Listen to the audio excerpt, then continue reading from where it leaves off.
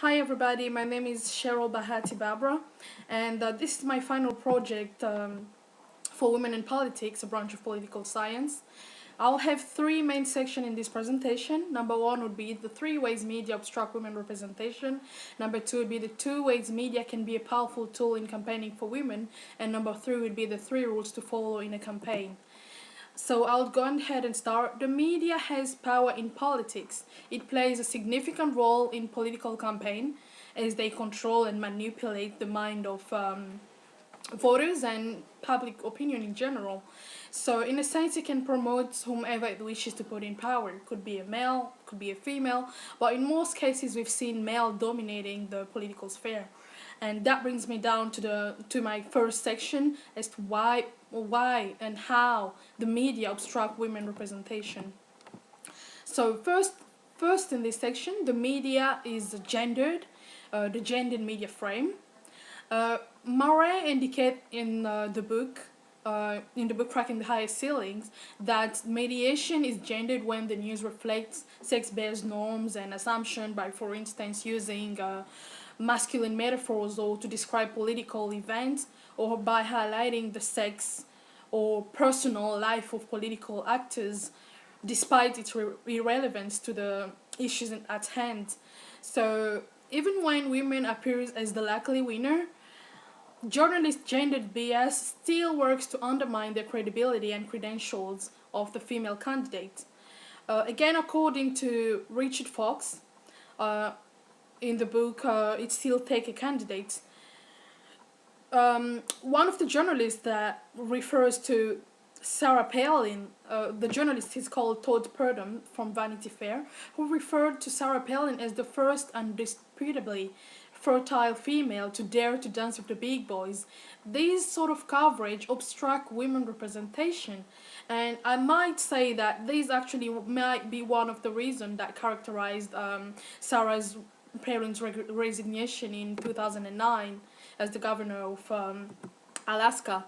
So the second point is focusing on the appearance. In other words, the looks-based coverage. Throughout the semester, we studied the appearance of each candidate running for the office, and this was either used for her triumph or for her disadvantage. Like it was the case for Sarah Palin, it was used for her disadvantage, her appearance, and also for Maya Len, on the other hand, it was used for her triumph. So, if in most cases, even when the discussion of female political appearance is implied as compliment, it might damages her chances to win. And when the media focuses on the look of the female candidate rather than her ability to govern, that can only contribute to her failure and only contribute to her failure actually. So the last point is of this section is why for frame. As Murray pointed out, the media coverage often suggests that they owe their success to their men, like it was the case for Hillary Clinton, wife of Bill Clinton, like it was the case for Ségolène Royal, or partner of François Hollande, the current president of France, and like it was also the case for Cristina Fernandez, wife of former president Nestor Kirchner of Argentina. So by presenting female candidates as such makes voter doubt their ability to govern and arose the suspicions that their husband will govern or will continue to govern behind the scene. So that's the first section. The second section is the two ways media can be used as a powerful tool in campaigning for women. The media can portray women as an element of change in a positive aspect and not just suggesting that they don't have any experience or there's a lack of preparation there, and so the media must use must frame the woman as an element of change, as I said. And an example is Maya Len, because she actually used this element of change. She portrayed herself as an element of change to the Liberian government, as it was run by Charles Taylor, who ran the corrupted government. The government was really corrupted, and she wanted to distance herself from the past troubled of Liberia. And so by using less of the second point of this section is by using less of the looks-based campaign coverage. This has ruined so many campaigns, especially for one of the candidates that we studied that I keep talking about is Sarah Palin. So they used a lot of her looks, a lot of her the way she talks, and that damaged her campaign somehow. And the last section is the rules to follow to in the campaign. Me being the campaign manager, first rule would be you are a woman, run like a woman, because in today's politics women running for office prefer to play tough. I mean, most of them prefer to play tough and distance themselves with things like the mommy problem or the double bind, ignoring how many voters, in this case females voters, may fall in love with their women persona. I really like the speech of Hillary Clinton in 2008 that she said, I quote, "I was proud to be running as a woman, but I was running because I thought I'd be the best president." And this is from the Murray book. Hillary Clinton's speech inspired me a lot as a woman, but also as a voter, as she's gracefully embraced the fact that she's a woman, but also she concluded by emphasizing the fact that she's running because she believed she would be a best president of the United States.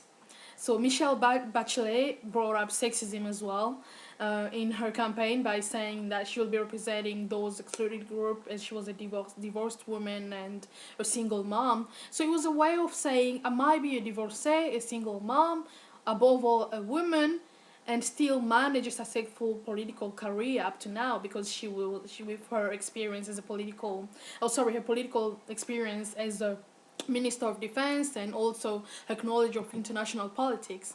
So that brings me down also to the second point, which is the presentation. Presentation is the key to win the office for both male and female.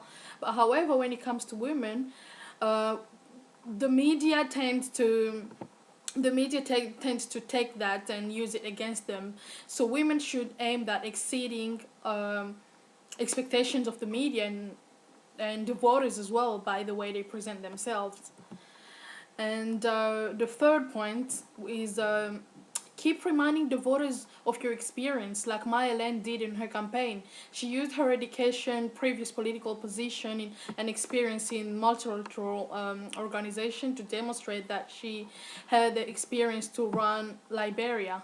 So that also to keep reminding them why you are running. Obviously, you are a woman, but keep running and showing how capable you are of running the country, because they don't want just a mom to run the country. Show them I have experience. I have been a minister of defense. I've been a senator. I've been in the house. I've done so many political. I have a big political career. So that's really good. Thank you.